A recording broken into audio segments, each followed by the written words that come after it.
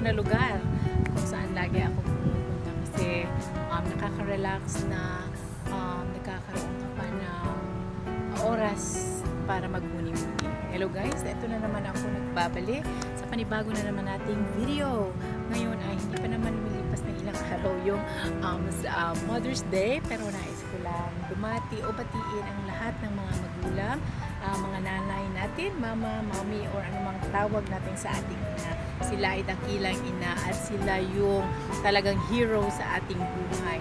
Dahil mula sa sinapupunan pa nila tayo ay nagsakripisyo ng tiis at ginawa ng lahat ng mga paraan o mga bagay na alam niya makapagpasaya sa atin hanggang sa tayo'y mahiwalay na sa kanila o nagkaroon na rin tayo ng panibagong pamilya.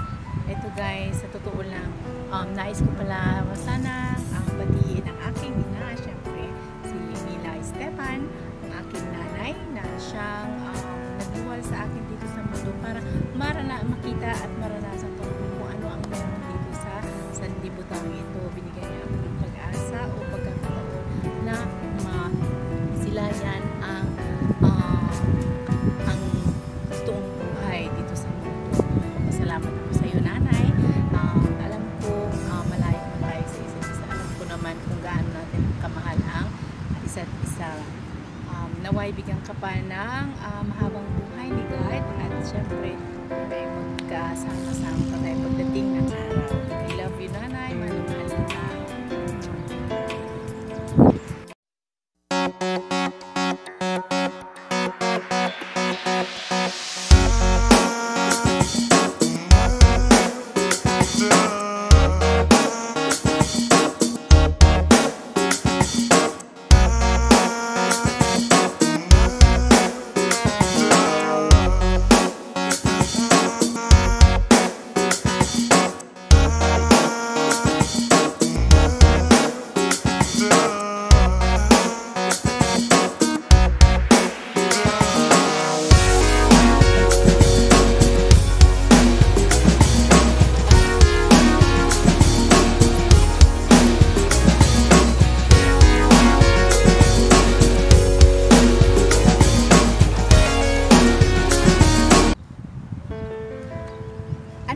Meron sa ating ina.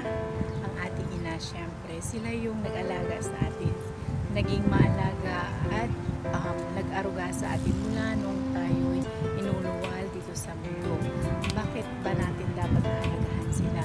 Dahil sila yung nagbigay sa atin ng buhay. Sila yung nagbigay sa atin ng pag-asa na masilayan ang buhay dito sa mundo. Utang natin ang ating buhay sa ating nanay. Dahil sila ay nagsakripisyo, sila yung mga gumawa ng mga bagay na alam niya magpapasaya sa atin. Paano natin sila pasasalamatan? Simpleng bagay lamang po. Hindi lang yung pagbibigay natin sa kanila ng kanilang mga kailangan, kundi ay yung alalahanin din natin sila sa lahat ng oras. Pakita natin sa kanila na kahit may pamilya na tayo, kahit meron na tayong sariling buhay, ay siya pa rin yung pinaka mahalagang naging bahagi ng buhay natin. Kaya sa lahat ng mga nanay dyan, happy Mother's Day, happy Valentine's Day, happy Mother's Day sa inyong sa lahat ng nanay, sa mga dakilang nanay, dahil sila yung nagbigay ng karunungan sa atin. Sila yung kauna-unahang naging guro natin sa ating bahay. Sila yung nagpamulat sa atin na kung ano yung mga dapat gawin, dapat natin hindi gawin. Turo tayo sa ating mga magulang ng magagandang bagay na ngayon ay ina-apply natin sa sarili nating pamumuhay. Kaya sa lahat ng nanay dyan at sa lahat ng mga anak dyan, sana hindi natin baliwalain o pababayaan ang ating mga magulang, lalong-lalo na kung matanda na sila. Tayo ang may tungkulin na alagaan sila at bigyan sila ng magandang buhay din dahil noong tayo'y nasa kanilang poder at wala pa tayong kakakayanan na gawin ang mga bagay-bagay dito sa mundo. Sila yung nakasama natin. Kaya huwag natin nakalimutan ang ating mga nanay at syempre mga tatay din. Ayan guys, yan lang ang aking mensahe ngayong Mother's Day. Kaya Happy Mother's Day again to all moms sa buong mundo. At mga nanay ngayon nagsasakripisyo pa rin sa kanilang mga anak. Happy Mother's Day po.